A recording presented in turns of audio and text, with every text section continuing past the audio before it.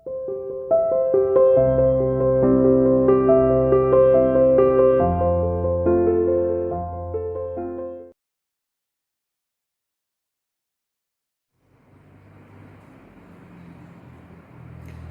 Students, how are you? CR international online classes में welcome. Class 11 का topic discuss कर रहे थे हम, न्यूट्रिशन इन प्लांट्स। इससे पहले वाले वीडियो में मैं आपको साइक्लिक ईटीएस बता चुकी हूँ और अब हम डिस्कस करेंगे नॉन साइक्लिक ईटीएस। ये दोनों ही हमारे लाइट रिएक्शन का पार्ट है और ऑक्सीडेशन ऑफ वाटर का पार्ट है। तो इसमें हम देखेंगे कि वाटर की ऑक्सीडेशन कैसे होती है और किस तरीके से ऑक्सीजन फोटोसिंथेसिस के टाइम रिलीज़ होती है। हमने ये पढ़ा है कि ऑक्सीजन जो है फोटोसिंथेसिस के टाइम रिलीज़ होगी, तो वो किस तरीके से रिलीज़ होती है इसको हम देखेंगे। ठीक है, जैसे ही सनलाइट आती है H2O को ब्रेक करती है, 2H plus 2 electrons plus half O2। ठीक है, फोटोलाइसिस ऑफ वाटर हुआ, यानी लाइट की प्रेजेंस में वाटर मॉलिक्यूल का ब्रेक डाउन हो गया। दोबारा सुनिए, H2O मॉलिक्यूल प्रेजेंट है साइटोप्लाज्म में। आपको बताया, जब मैं आपको ट्रांसपोर्ट इन प्लांट्स पढ़ा रही थी तो मैंने आपको बताया था कि 75 से 80% जो आपकी प्लांट सेल है उसके अंदर वाटर प्रेजेंट होता है। ठीक है, तो कोई भी वाटर मॉलिक्यूल सनलाइट की प्रेजेंस में ब्रेक डाउन होता है और रिलीज करता है 2H प्लस 2 इलेक्ट्रॉन्स और हाफ O2। ये लाइट की वजह से ब्रेक डाउन हुआ वाटर मॉलिक्यूल का, इसीलिए हम इसे कहते हैं फोटोलाइसिस ऑफ वाटर। ठीक है, हाफ मॉलिक्यूल ये रिएक्शन चलती रहती है तो दो मॉलिक्यूल बनके ऑक्सीजन मॉलिक्यूल बन जाता है और इस तरीके से ऑक्सीजन रिलीज होती है at the time of photosynthesis. जो ऑक्सीजन हम कहते हैं कि प्लांट हमें ऑक्सीजन देते हैं, वो यही ऑक्सीजन है, यही ऑक्सीजन रिलीज होती है। ठीक है, वापस से सुन ले, वाटर मॉलिक्यूल के ऊपर सनलाइट आती है, 2H प्लस 2 इलेक्ट्रॉन और हाफ O2 में ब्रेक होती है। Clear? This is called the photolysis of water. इस तरीके से यहाँ से वाटर से ऑक्सीजन रिलीज होती है and this step where the oxidation of water take place. फिर मैंने आपको बताया था कि दो फोटो सिस्टम होते हैं, फोटो सिस्टम फर्स्ट और फोटो सिस्टम सेकेंड। आपने जो इससे पहले साइक्लिक ईटीएस पढ़ा होगा उसमें सिर्फ एक फोटो सिस्टम पार्टिसिपेट करता है, that is photo system first, जिसमें P700 यानी 700 नैनोमीटर की वेवलेंथ को या उससे ज़्यादा वेवलेंथ को ही एब्जॉर्ब किया जाता है। पर जो आपका नॉन साइक्लिक ईटीएस है इसके अंदर दोनों फोटो सिस्टम प्रेजेंट होते हैं। फोटो सिस्टम P680 जो 680 नैनोमीटर से कम वेवलेंथ को एब्जॉर्ब करेगा, या P700, दोनों प्रेजेंट होते हैं। आप अगर ऐसे देखेंगे तो ये Z शेप में दिखाई देता है, that is called the Z scheme. आपको कहीं पर ये जो नॉन साइक्लिक ईटीएस है वो Z स्कीम के फॉर्म में भी लिखा हुआ दिखाई देगा। क्लियर? तो जैसे ही ये लाइट की वजह से वाटर का ब्रेकडाउन होता है तो 2 हाइड्रोजन 2 इलेक्ट्रॉन और ऑक्सीजन रिलीज होती है। ऑक्सीजन की सेल को जो रिक्वायरमेंट होती है नॉर्मल रेस्पिरेशन में वो कर लेता है, उसके बाद जो भी एक्स्ट्रा ऑक्सीजन है वो as a waste product excrete हो जाती है स्टोमेटा से। ठीक है, जो 2 इलेक्ट्रॉन है वो यहाँ आते हैं और 2 हाइड्रोजन कैसे पार्टिसिपेट करते हैं उसकी बात करते हैं। फोटो सिस्टम 2 पे ये 2 इलेक्ट्रॉन एब्जॉर्ब होते हैं और फोटो सिस्टम 2 2 इलेक्ट्रॉन को इजेक्ट कर देता है। जैसे ही 2 इलेक्ट्रॉन फोटो सिस्टम 2 से रिलीज होते हैं, सबसे पहला इलेक्ट्रॉन कैरियर फियोफाइटीन उसको लेता है। फियोफाइटीन यहाँ से लेकर प्लास्टोक्विनोन को 2 इलेक्ट्रॉन पास कर देता है। प्लास्टोक्विनोन के बाद 2 इलेक्ट्रॉन दोबारा से साइटोक्रोम B6 के पास आते हैं। साइटोक्रोम B6 कोई नया नाम नहीं होगा आपके लिए, क्योंकि साइक्लिक ईटीएस में आप इसे देख चुके हैं। उसके बाद ये पास करता है साइटोक्रोम F को।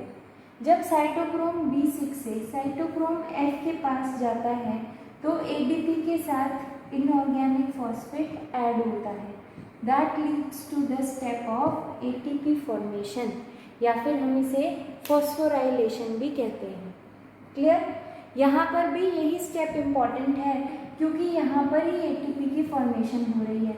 तो चाहे साइक्लिक ईटीएस हो चाहे नॉन साइक्लिक ईटीएस हो, एटीपी की फॉर्मेशन हमेशा तभी होगी जब जो आपका इलेक्ट्रॉन है वो साइटोक्रोम B6 से साइटोक्रोम F के पास जाएगा। एटीपी की फॉर्मेशन हमेशा तभी होगी जब आपका जो इलेक्ट्रॉन है वो साइटोक्रोम B6 से साइटोक्रोम F के पास जाएगा, चाहे साइक्लिक ईटीएस हो चाहे नॉन साइक्लिक ईटीएस हो। इसके बाद आपको पता ही है प्लास्टोसाइनिन के पास जाता है, फिर ये फोटोसिस्टम फर्स्ट को वापस ट्रांसफ़र कर देता है। फोटोसिस्टम फर्स्ट से कोई इलेक्ट्रॉन इजेक्ट नहीं हुआ जैसे साइक्लिक ईटीएस में हो रहा था, तो अब इसे इलेक्ट्रॉन की कोई ज़रूरत नहीं है, तो ये इलेक्ट्रॉन को आगे पास कर देता है FAS प्रोटीन के पास। FAS प्रोटीन आगे पास कर देता है फेरेडॉक्सिन के पास। फेरेडॉक्सिन फिर इसे देता है NADPH पॉजिटिव को। 2 इलेक्ट्रॉन फेरेडॉक्सिन से NADPH के पास आते हैं और 2 हाइड्रोजन जो वाटर के फोटोलाइसिस से बने थे वो भी NADP पॉजिटिव के पास आते हैं। 2 इलेक्ट्रॉन और 2 हाइड्रोजन को लेकर NADP पॉजिटिव अब बन जाता है NADPH2, यानी कि ये मॉलिक्यूल अब रिडक्शन के लिए तैयार है और अब इसके पास डेवलप हो गई है रिड्यूसिंग पावर, यानी कि अब ये मॉलिक्यूल किसी भी मॉलिक्यूल के साथ रिएक्ट करेगा तो अपने हाइड्रोजन उसे दे देगा और उस मॉलिक्यूल का रिडक्शन कर देगा। यानी कि अब हमें इसकी ज़रूरत होगी जो हमारे फोटोसिंथेसिस का नेक्स्ट स्टेप है, that is reduction of CO2 में, यानी डार्क रिएक्शन में। ठीक है, तो जैसे मैंने आपको बताया था कि लाइट रिएक्शन के अंदर डार्क रिएक्शन में यूज़ होने वाली सारी चीज़ें बनेंगी, चाहे वो ATP हो चाहे वो NADPH यानी रिड्यूसिंग मॉलिक्यूल हो, या फिर कोई ऐसा मॉलिक्यूल हो जिसके अंदर रिड्यूसिंग पावर हो। रिड्यूसिंग पावर मतलब जो खुद को ऑक्सीडाइज कर सके और दूसरे मॉलिक्यूल को रिड्यूस कर सके। इसकी ज़रूरत हमें क्यों है? क्योंकि अब ये जिस भी मॉलिक्यूल से रिएक्ट करेगा ये उस मॉलिक्यूल को अपने हाइड्रोजन दे देगा, जो हाइड्रोजन उसने किससे लिए हैं? वाटर मॉलिक्यूल से लिए हैं। ठीक है, और जब ये अपने हाइड्रोजन मॉलिक्यूल किसी भी मॉलिक्यूल को दे देगा तो ये वापस कन्वर्ट हो जाएगा NADP पॉजिटिव में। क्लियर? तो अब आपको समझ आ गया होगा। अब आपको अगर मैं डिफ्रेंशिएट करने को बोलूँ तो आप डिफ्रेंशिएट भी कर लेंगे साइक्लिक और नॉन साइक्लिक ETS में। देखिए, साइक्लिक ETS के अंदर सिर्फ एक फोटो सिस्टम पार्टिसिपेट कर रहा था, पर नॉन साइक्लिक ETS के अंदर दोनों फोटो सिस्टम पार्टिसिपेट कर रहे हैं।